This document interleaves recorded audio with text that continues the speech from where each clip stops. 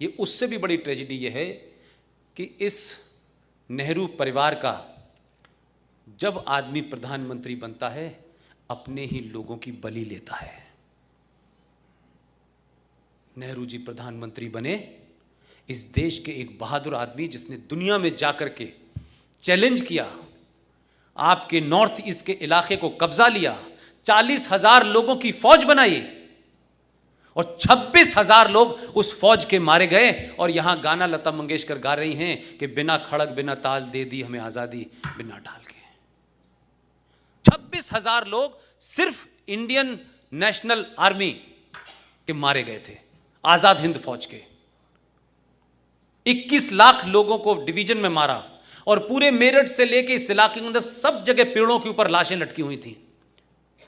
ये इतने लोग मरने के बाद अहिंसा से आजादी मिली थी आपको? ये नैरेटिव क्रिएट किया क्योंकि उनको मालूम था कि अगर दूसरा इतिहास पढ़ाएंगे तो ये बौने लोग जो है सत्ता से बाहर आ जाएंगे जिन्होंने अंदर सांठगांठ कर रखी थी। मेरा गांधी जी से सिर्फ इतना ही कहना है, गांधी जी आपको सत्ता नहीं चाहिए थी, आपको प्रधानमंत्री नहीं बनना था, आपने देश में एक मुकाम प्राप्त कर लिया था, लोग आपकी बात पे यकीन कर रहे थे। आपने देश को एक वादा किया कि मेरी लाश पे पाकिस्तान बनेगा, लेकिन गांधी जी आप हमें कहीं लड़ते हुए तो नजर आते, कहीं धरना प्रदर्शन करते तो नजर आते कि आपने देश के बंटने के खिलाफ कोई धरना दिया, प्रदर्शन किया, आपने जिद अटली, आपने नेहरू जी को भी साइडलाइन कर दिया होता तो हम मानते कि आपने कुछ ईमानदारी से काम किया। लेकिन आप किस किस बात पे अड़ गए कि 14 में से 1 वोट नहीं मिला, कहा कि नेहरू की हार तो मेरी हार है। आपने उस जमाने के हाई मॉरल ग्राउंड लोगों के उस इमोशन को एक्सप्लॉइट किया, उन्होंने छोड़ दिया। पूछिए एटली साहब जब हिंदुस्तान आए थे, क्योंकि भारत को जब तथाकथित आजादी के दस्तावेजों पे साइन हो रहे थे तो सीआर एटली यहां आए थे आजादी के बाद में बंगाल में, और बंगाल में जो गवर्नर थे उस गुप्तगू का पूरा जिक्र है, वो बातचीत जो उनके बीच में हुई है, इट्स अवेलेबल। उन्होंने पूछा गवर्नर साहब ने कि ऐसी क्या वजह थी, सब चीजें तो फिजिल आउट हो चुकी थी, कोई रेजिस्टेंस नहीं था, आप भारत से क्यों गए? सीआर एटली का जवाब है कि सुभाष चंद्र बोस की वजह से हमारे यहां फौजों में म्यूटनी हो रहा था और हम उस रोक पाने में असमर्थ थे, इसलिए that was the right time कि हम अपना फेस बचा के निकल गए। लेकिन आपके मुल्क में जो इतिहास लिखा गया उसमें सुभाष चंद्र बोस एक वॉर क्रिमिनल है, उसमें भगत सिंह एक आतंकवादी है, यह आपके डॉक्यूमेंट में लिखा हुआ है। आपको लगता है कि पिछले 70 साल में जो हीरो बनाए गए, उन हीरो को देख करके इस देश में कोई सुभाष चंद्र बोस पैदा होगा? कोई भगत सिंह बनना चाहेगा? कोई वीर सावरकर बनना चाहेगा? क्योंकि आपने अपने सही हीरो को खत्म खुद कर दिया। इसलिए बौने दलाल पैदा हो रहे हैं, राजनीति में पैदा हो रहे हैं, सत्ता तक पहुंचने के लिए कुछ भी कर लो। इसलिए भारत का प्रधानमंत्री नेशनल डेवलपमेंट काउंसिल की मीटिंग के अंदर, जहां 28 मुख्यमंत्री बैठे हुए थे, उसने कहा यह बात कि भारत के प्राकृतिक संसाधनों पे पहला हक मुसलमानों का है। ये ऑन रिकॉर्ड है, ये कल की बात है, कोई बहुत 5,000 साल पुरानी नहीं है। इसलिए उस पार्टी को कोई शर्म नहीं आई, उनका इतिहास नहीं पूछा, ये कौन लोग हैं जिन्होंने इस लार्जर कम्युनिटी को बचाने के लिए अपने 4-4, 5-5 साल के बच्चों को चिनवा दिया। आपने दिल्ली में उनको मार के बहुत बहादुरी का काम किया।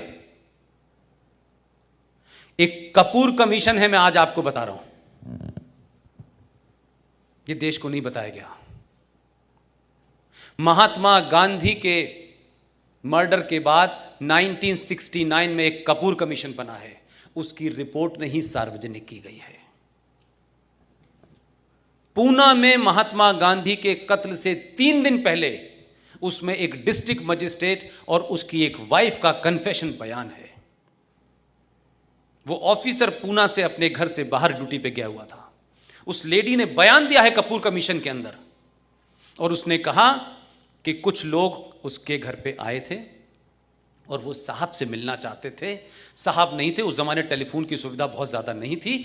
उन्होंने अपने पूरे रिटर्न उसमें लिखा है, वो भी कोई बड़ी अफसर थी, उसने कहा कि 3 दिन पहले महात्मा गांधी की हत्या से जो लोग आए थे, उन्होंने कहा कि पुणे के अंदर ब्राह्मणों के खिलाफ बहुत बड़ा षड्यंत्र हो रहा है और काफ़ी लोग मारे जाएंगे क्योंकि गांधी जी की हत्या होने वाली है। ये 3 दिन पहले उसने कहा है। उस लेडी ने यहां तक कहा कि उस अफसर को उसने बता दिया था, जो उसका पति था। उसने दिल्ली भेजा। दिल्ली में किसने फाइल दबाई? ये कमीशन के बारे में नहीं बताया गया आपको। वो कमीशन की रिपोर्ट निकलवा लीजिए ना। वो छुपका दी, दबा दी। हो सकता है कि सामने हो नाथूराम गॉडसे, और गांधी जी की हत्या से 2 दिन पहले का उनका बयान देख लीजिएगा। ये सब कुछ अवेलेबल है। इन तथ्यों को देख करके देश में बदलाव हो रहा है या नहीं हो रहा वो एक अलग इशू है, लेकिन कम से कम इस जनरेशन को सच तो पता चलेगा। उनकी हत्या से 2 दिन पहले गांधी ने कहा था कि ये कांग्रेस पार्टी को एक आंदोलन है, इसे समाप्त कर दिया जाए, इसे एक स्वयंसेवी संस्था बना करके समाज में काम किया जाए। जिन लोगों को राजनीति करनी है कोई दल बनाए, अलग से करें। लेकिन कुछ लोगों को लगा कि ये दल ही खत्म हो गया तो हमारी दुकान ही बंद हो जाएगी। उन्होंने गांधी जी को थ्रेट 2 बार किया और 2 दिन के बाद गांधी जी समाप्त हो गए। और कौन वहां खड़ा हुआ था? कैसे कैसे षड्यंत्र हैं आपके यहां। जाइए तो जरा बिरला मंदिर जाइए, तो इतिहास तो देखिए दिल्ली में जाकर के, क्योंकि हम सब लोगों ने अखबारों के माध्यम से पढ़ा है। और उस दौर के अखबार जो 1 या 2 हुआ करते थे, आज की तरह कोई 450 टेलीविजन नहीं थे। किसने सुना गांधी के मुंह से ये आवाज निकली, हे राम? किसने सुना था? ऐसा क्रिएट कर दिया गया कि सिर्फ नेहरू जी को सुनाई दिया हे राम कह रहे थे वो। How the create the things. आपने एक क्रिएट करा, लोगों की सिंपैथी हे राम, आखिर में उन्हें भी हिंदू बना दिया और चल रहा है। गांधी के बारे में कुछ मत कहना, कहते ही मुसीबत हो जाएगी। गांधी की पर्सनल लाइफ के बारे में विदेश में चर्चा हो रही है, उनके निजी जीवन के बारे में चर्चा हो रही है, वहां नहीं कुछ बोलेंगे। लेकिन जैसे ही इस देश में भारतीय जनता पार्टी और आरएसएस को कॉर्नर करना हो तो 2 एजेंडे लेके खड़े हो जाओ कि आरएसएस तो वो पार्टी है, वो संगठन है जिसका गॉडसे जो था मेंबर था। और ये देखिए, ये तो वीर सावरकर के समर्थक हैं। तो ये बड़ा अच्छा है, जैसे ही वो ये बोलते हैं ये बेचारे डिफेंसिव हो जाते हैं। अब ये डिफेंसिव नहीं हो रहे, अब उनको संकट लग रहा है, इसे नया क्रिएट करो। तो इस बार क्या हुआ कि उन्होंने कहा कि अच्छा, जिसको तुमने हिंदू आतंकवादी क्रिएट किया था वही हम उसके खिलाफ उतार देते हैं, जो हिंदू आतंकवादी थ्योरी का जनक था। तो राजनीति में आदर्शवाद नहीं चलता है। हम ये कहें कि राजनीति एक अलग चीज है, तो राजनीति के जो नियम हैं वो आपको अच्छे लगें या ना लगें, आप उसी से आप जीत सकते हैं। जब आप आदर्शवादी थे, ये तमाम संघ के लोग होंगे यहां, इन्हीं का संगठन, इन्हीं की Bharatiya Janata party political training लोग लेते हैं, जाते हैं। मैं गलत कह रहा हूं साहब? मैं गलत कह रहा हूं? आपसे जुड़े हुए लोग होते हैं, वो चले जाते हैं राजनीति में।